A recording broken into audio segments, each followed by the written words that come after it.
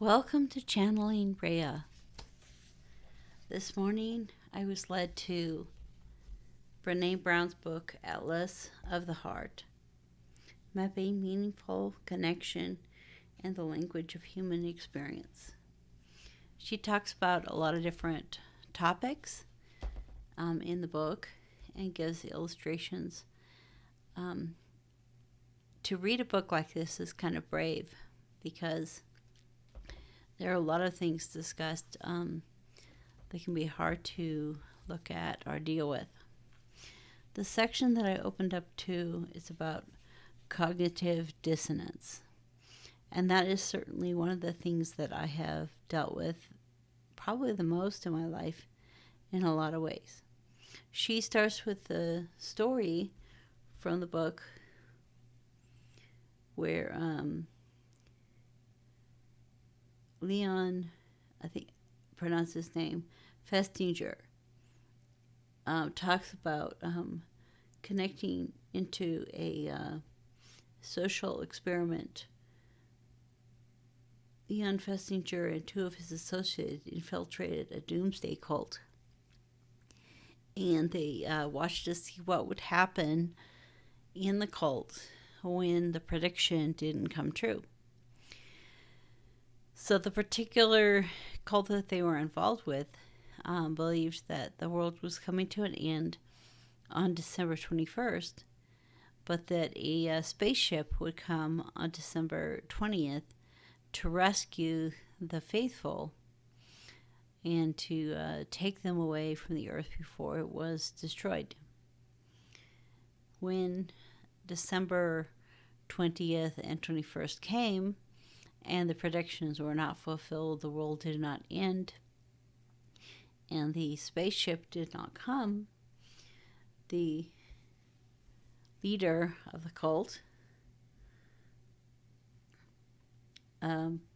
created a news story.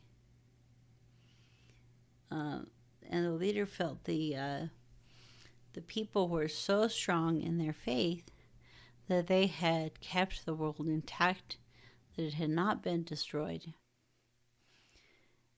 and that the spaceship did not need to come to save them. And the people who were the strongest in their beliefs in that group even called the media to let them know that the world had been spared because of their faith. And it says, luckily the Doomsday's leader's prediction failed, but Festinger's prediction didn't. And he changed the way we think about human behavior. And so through this experiment, he was able to show, that some people that didn't have as much faith fell away quickly, and other people who did have a lot of faith stayed within the movement. It kind of changed the way they thought about things, but still had the same narrative. It says, the engine that drives self-justification, the energy that produces the need to justify our actions and decisions, especially the wrong ones, is the unpleasant feeling that Festinger called cognitive dissonance. Cognitive dissonance is the state of tension that occurs when a person holds two cognitions, ideas, attitudes, beliefs, and opinions that are psychologically inconsistent with each other. An example of that would be if you have a belief smoking is a dumb thing to do because it could kill me, but you have an action, I smoke 2 packs a day. So this dissonance happens in your life. The dissonance produces mental discomfort that ranges from minor pangs to deep anguish. Excuse me. Excuse me. People don't rest easy until they find a way to reduce cognitive dissonance. In this example, the most direct way for a smoker to reduce dissonance is by quitting. But if she tried to quit and failed, now she must reduce dissonance by convincing herself that smoking isn't really that harmful. That smoking is worth the risk because it helps her relax or prevents her from gaining weight. And so there are other beliefs that will begin to override the belief smoking is dumb and it could kill me. And she begins to put that belief down to bring up the other beliefs that, she doesn't want to quit smoking because she'd gain weight, things like that. Most smokers manage to reduce dissonance in many such ingenious, if self-deluding ways.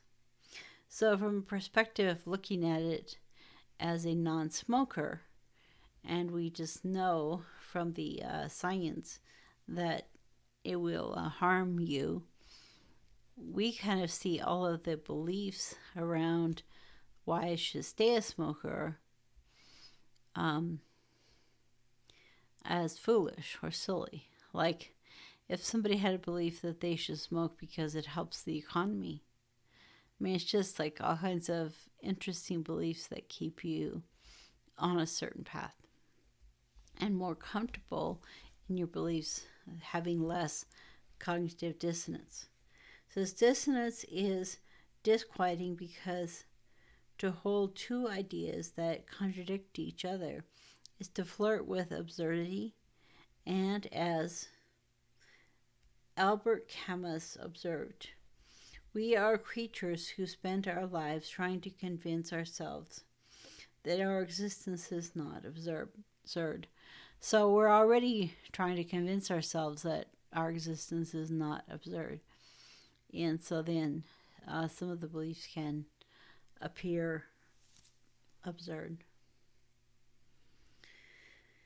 The theory inspired more than 3,000 experiments that, taken together, have transformed psychologists' understanding of how the human mind works. So this concept of cognitive dissonance is very interesting. I remember one of the first times I was introduced to it was the church that I was raised in, the Seventh-day Adventist Church. And in that church, sorry about that bell. In that church, they started in October 22, 1844. And I think numbers are always very interesting. I believe that there were other large organizations that started in 1844 as well. So the Seventh-day Adventists at the time were a group of Christians that came together, and they truly believed that the world, Jesus was coming again. The world was coming to an end. Jesus was coming in the clouds of heaven, October 22, 1844.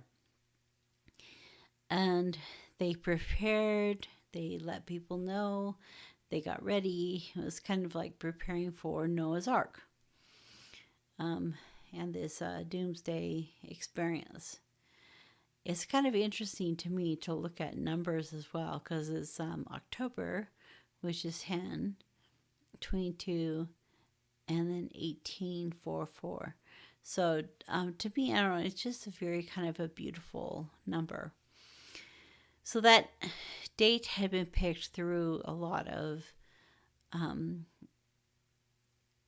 texts in the Bible, especially some texts that had to do with certain dates. They felt that the text related to certain dates.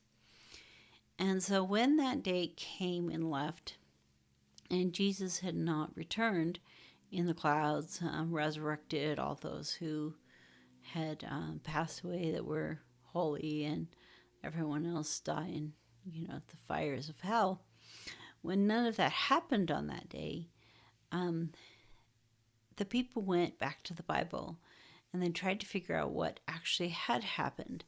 And so what they realized, what they felt, they came to, the true believers, felt that Jesus had moved from an experience in what they call in the temple, the holies, to the most holy, the inner holy part where the Ark of the Covenant was and the Shekinah glory.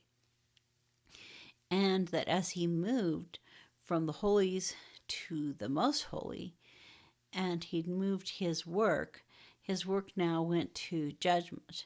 And so they believe that, the last judgment has started at that time, and that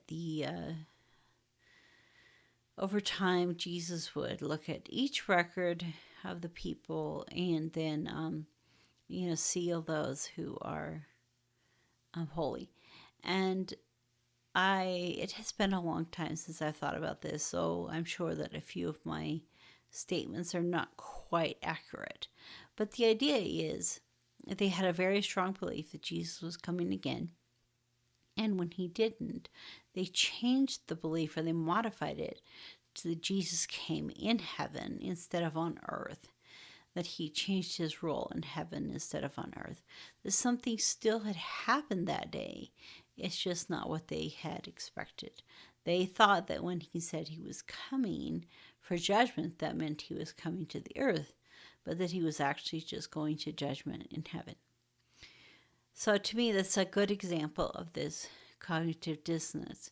So it would be uncomfortable to continue to say that Jesus had come on that day in the physical when he hadn't. There was no evidence of it. But it was easy to modify the story and to make less cognitive dissonance by saying that things change. So one of the biggest aspects of the Seventh-day Adventist Church is this judgment.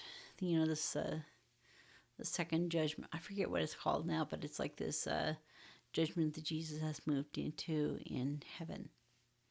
It's kind of interesting because now when I look at things so much differently, and there's still the Akashic records, and and actually it's interesting because when people do past life regressions, their description of the spirit world is so similar to the descriptions of heaven by the prophetess Ellen G. White in the Seventh-day Adventist Church.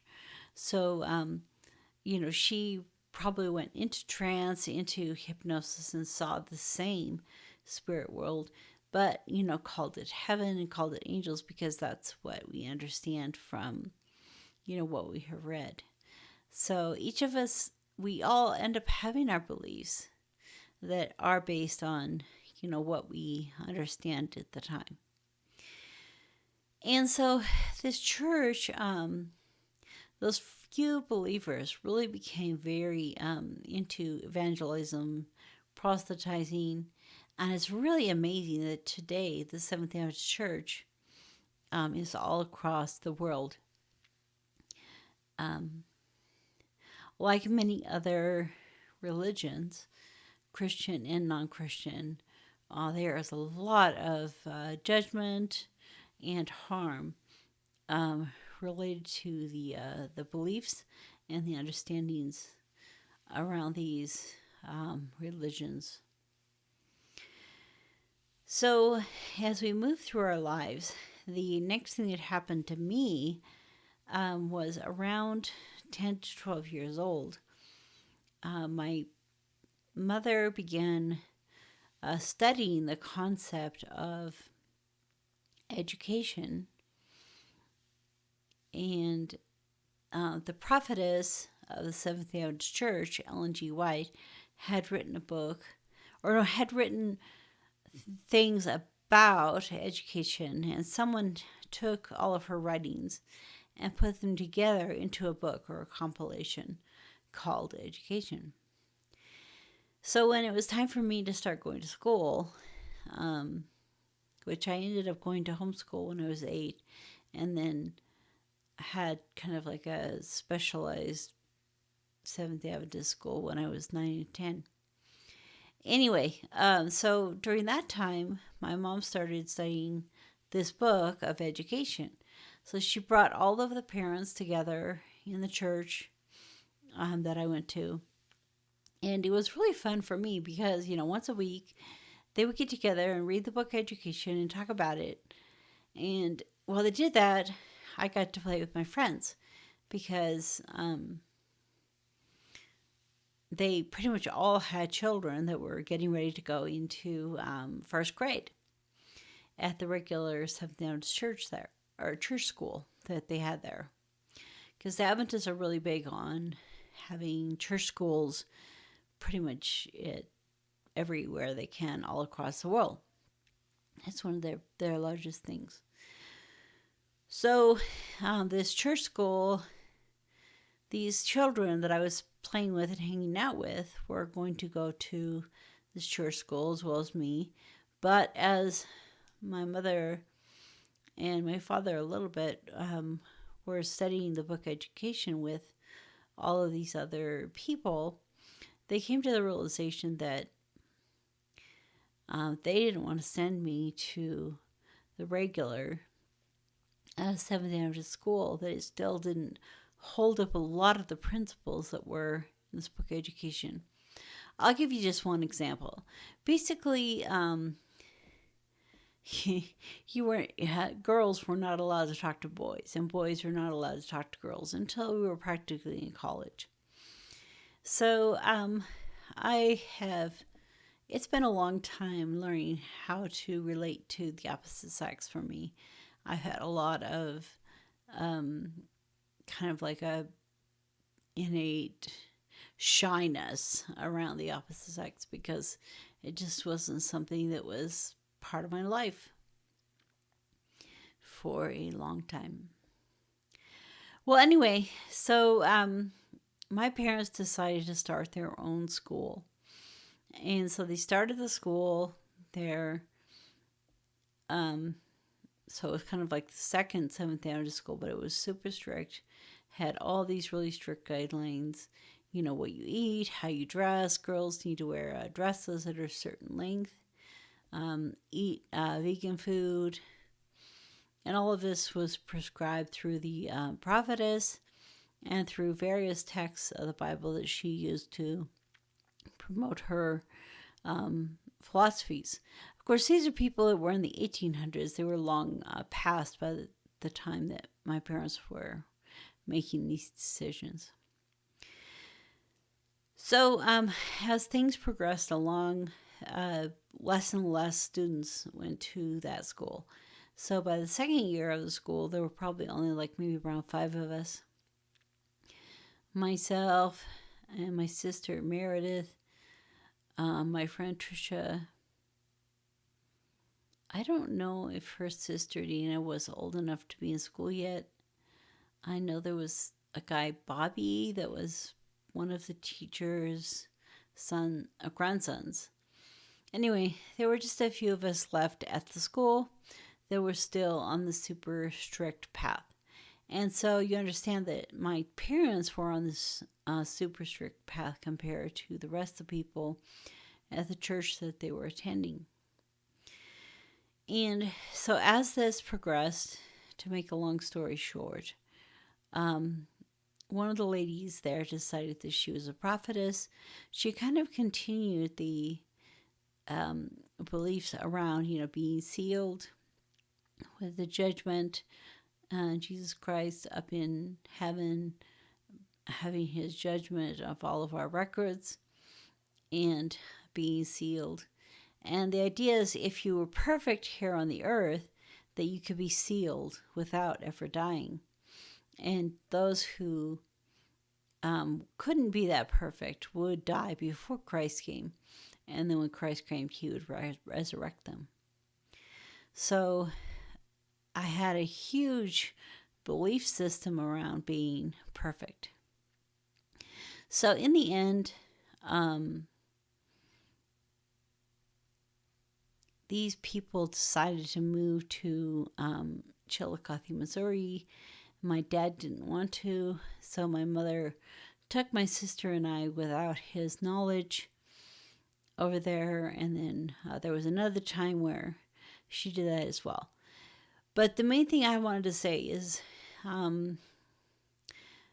there came a point in my life where all of this craziness, I kind of looked at it, and there was one day where I decided that I was going to start wearing slacks and pants and jeans, and that I didn't believe that you had to wear dresses in order to be saved and go to heaven.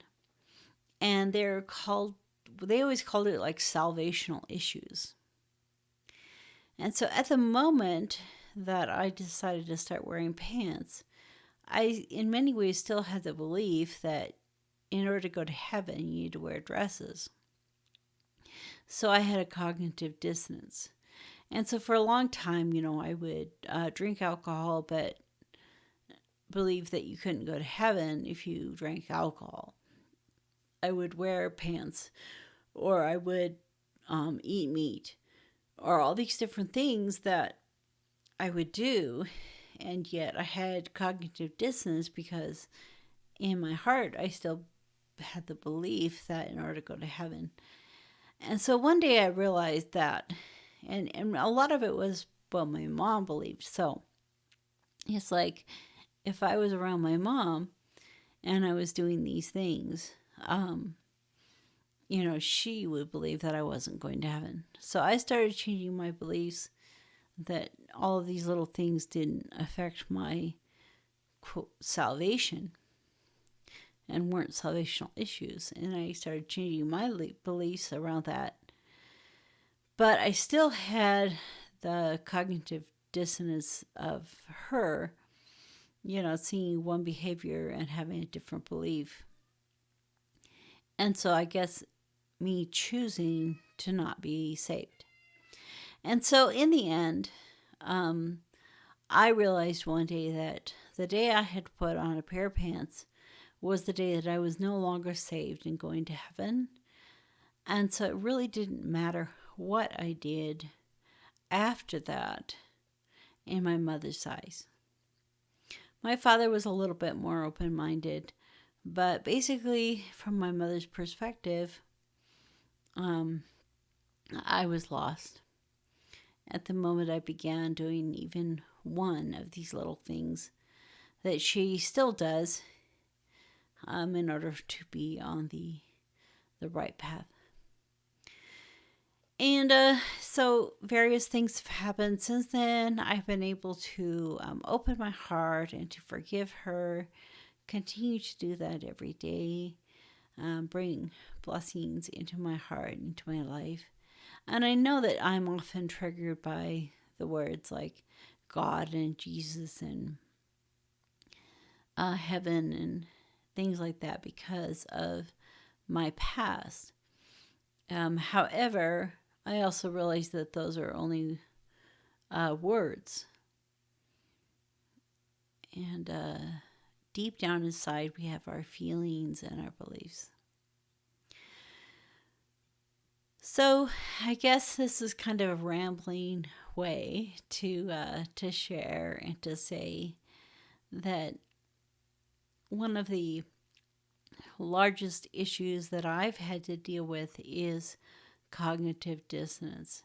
And so becoming more and more of my true authentic self. And I think for me this year,